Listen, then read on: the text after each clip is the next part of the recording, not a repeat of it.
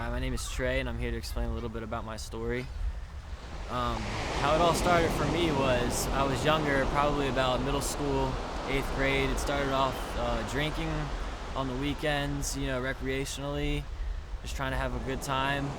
I just remember my first drink. It was at a friend's house, and started drinking, and I just loved that feeling of what I got when I was drunk. And I had older brothers at the time who were in high school, so I partied with high schoolers at a young age.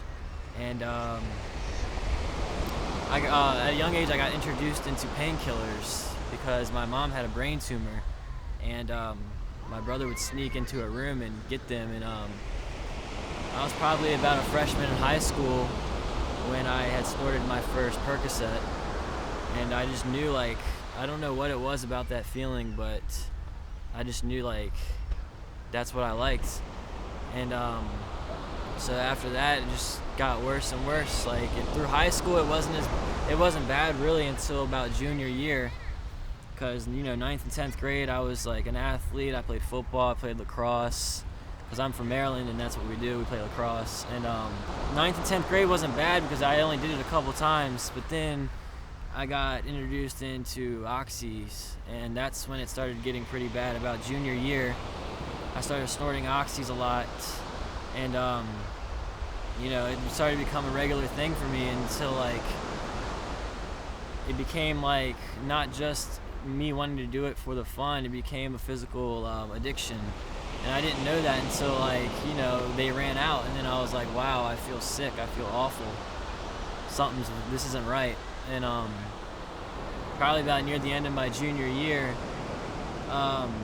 the oxy started getting a little expensive, and my brother had introduced me into heroin. And on the East Coast you can snort it, so we were snorting it at first, and that's when my life just started getting even worse. It was so bad to where before a lacrosse game, I'd be in the bathrooms taking Suboxone because I'd be withdrawing if not during the game, and I didn't want to be on the heroin before the game because I'd be nodding out on the field, so I would have to take Suboxone just so I wouldn't be withdrawing through a game. And just thinking that at such a young age is so awful. And then my brother ended up getting locked up, and once he got locked up, I met this other guy, and we ended up shooting up, and I used a needle for the first time. It was around the end of my senior year, and so I graduated high school, fortunately. So as soon, like I said, when my brother got locked up, I met this guy, and we started shooting, and that's when it got really bad. Because when I was doing the oxys, it was kind of like I was a functioning addict, because it wasn't to that point yet. And so then it gets so bad to where I'm stealing from anybody, I'm robbing anybody, I'm robbing my mom, your mom, my best friend, my girlfriend, anybody.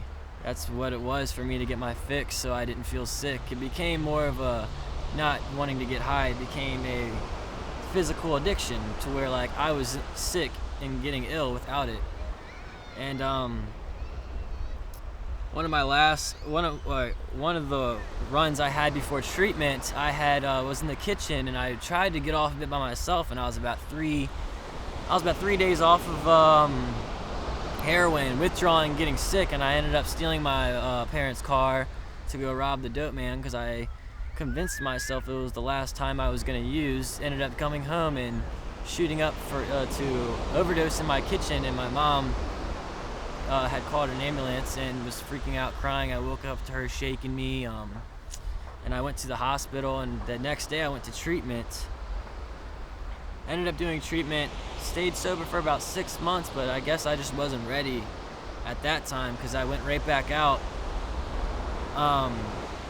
Started doing the same stuff, ended up in jail again, but this time in jail I was in the cell just getting sick, throwing up, puking, sleeping by the toilet, and I was just I can't live like this anymore. Something's got to change. So I was in the jail, and I called my mom, and I was like, I need to go back to treatment. That's what I need to do. Told the judge that. The judge made me a deal. So I'm from Maryland, so I went to a treatment in Virginia and did about 30 days there. Then I went to a sober living in Maryland to come around meeting a guy who had connections in California for me to get some treatment. And I was like, that sounds amazing. I would love to give that a try. And that's how I came upon Oceanfront Recovery. And it's just been amazing. I did treatment through Oceanfront for probably about 6 months. And they did a lot for me. It was a different experience out here. It's a different type of treatment. I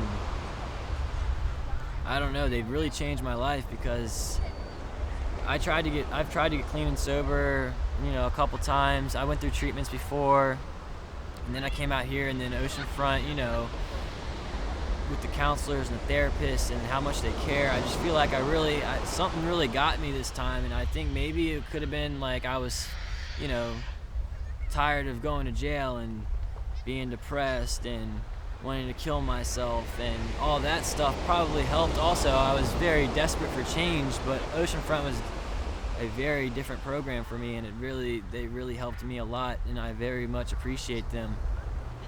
And now I'm a year and 4 months clean, and I work. I live out in California now. I have my own apartment, my own car. I have no family out here, but I got on my feet out here through Oceanfront, who showed me the way, led me in the right direction, and got me on my feet. And like they say, one day at a time. I'm not promised tomorrow, but like I learned all this through Oceanfront, and it's tough. Recovery's tough. It's not easy. It's every day. It's like, just because I have a year and 4 months clean I still don't think about going out and getting high. Like, that's what we tend to do as addicts and alcoholics. When things are going right, we tend to want to ruin the good stuff. So that's, you got to remember the hard times too as an addict and alcoholic, because that's why I like helping other people in recovery, because that's what we do. We help them, and it also helps us because we see where we came from and how far we've come, also helping them, and just like one day at a time. And it's nice to still be out here in California, and I also can always talk to these people I've met through Oceanfront and stuff like that, and it's always just good to come back as an alumni. And they did a lot for me, and I really appreciate what they've done.